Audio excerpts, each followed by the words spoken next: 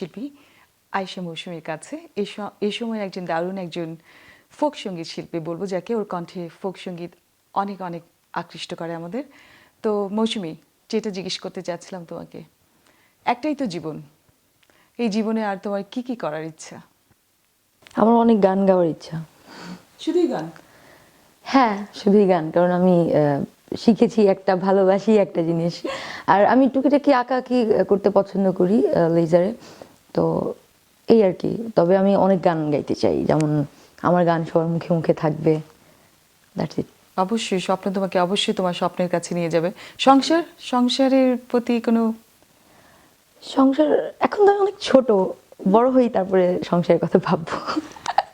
দারুণ। আর তোমার কি কি প্ল্যান, সামনে কি কি করার প্ল্যান আছে? কোনো নতুন ভিডিও, নতুন গান? হ্যাঁ, আমার নতুন একটা গান রিলিজ হবে, যেটা আমি অলরেডি ভিডিও শুট হয়ে গেছে। ওইটা সম্ভবত আমাদের প্ল্যান ছিল একদম মানে জানুয়ারি 1 তারিখে সেটা রিলিজ করার। তো ইনশাল্লাহ আমাদের প্ল্যান ওইরকম আছে। সবকিছু ঠিকঠাক থাকলে একদম আমরা বছরের শুরুতেই সেটা। এত অল্প বয়সে যে তুমি, তোমাদেরকে দেখে আসলে সত্যি আমাদের ভালো লাগে। কারণ কি জানো, এত অল্প বয়সে তোমরা একটা স্বাবলম্বী, তোমাদের কত পরিশ্রম করো, সাধনা করো গান করার জন্য। এই যে একা একা এত দূরে আসো, এটার পিছনে নিশ্চয়ই অনেক কষ্ট, অনেক। কেমন কেমন তোমার অনুভূতিটা এটার জন্য? বেসিক্যালি এটা আসলে কষ্ট না, এটা আমরা গর্ববোধ করি তোমাদের জন্য, কিন্তু থ্যাংক ইউ। নিশ্চয়ই এর পিছনে অনেক।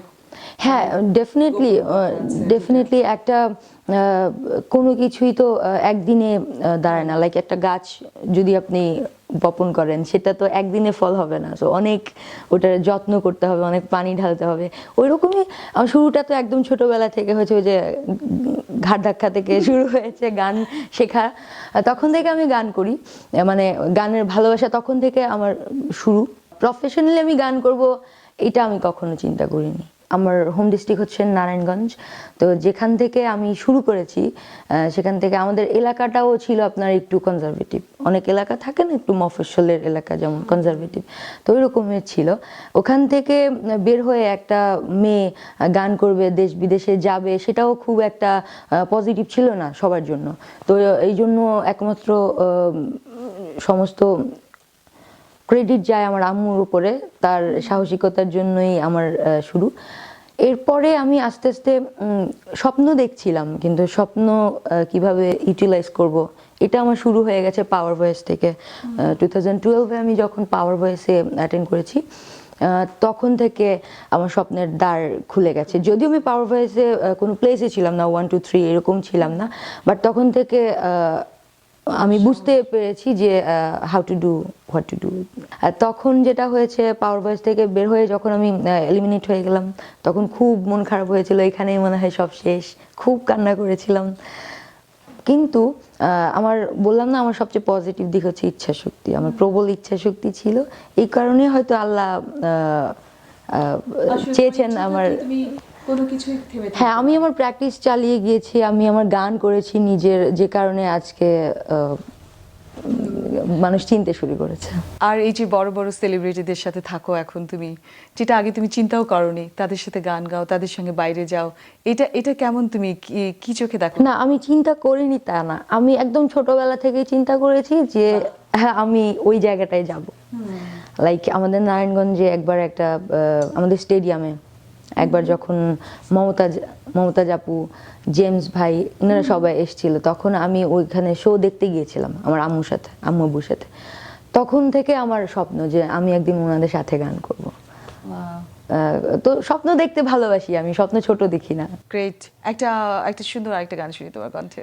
ওকে, এবারে আমার 2016-এ আমি একটা গান রিলিজ করেছি, তাইরে নাইরে শিরোনামের। ওই গানটা লিখেছেন, সুর করেছেন শফিক তুহিন ভাই।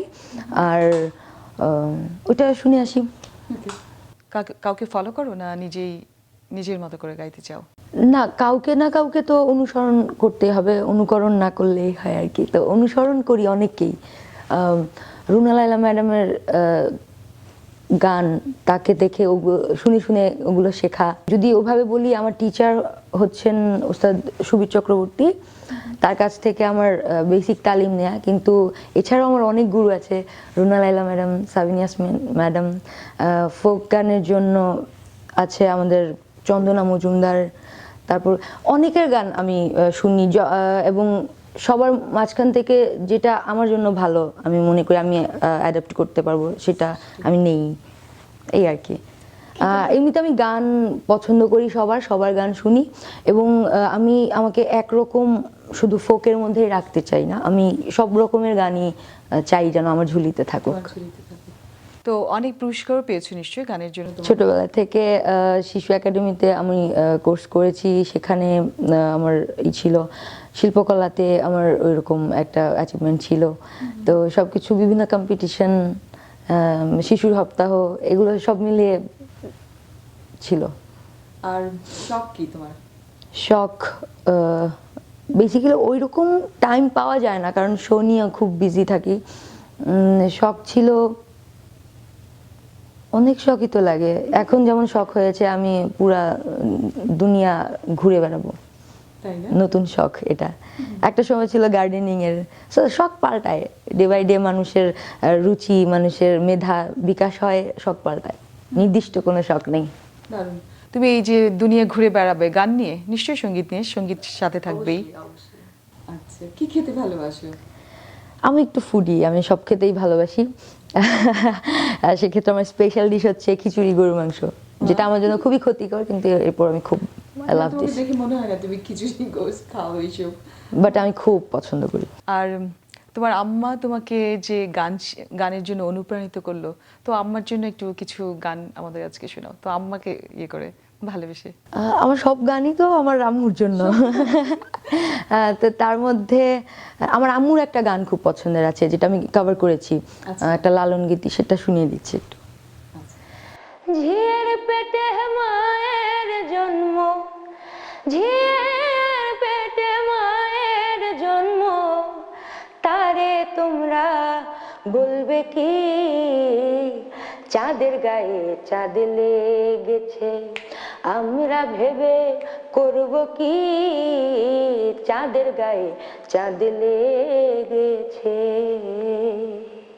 তো সঙ্গীতকে নিয়ে তুমি আরো অনেক দূরে এগিয়ে যাও, এটা আমাদের তোমার জন্য অনেক অনেক শুভকামনা থাকবে, নিরন্তর শুভকামনা থাকবে, তুমি অনেক বড় একজন শিল্পী হও।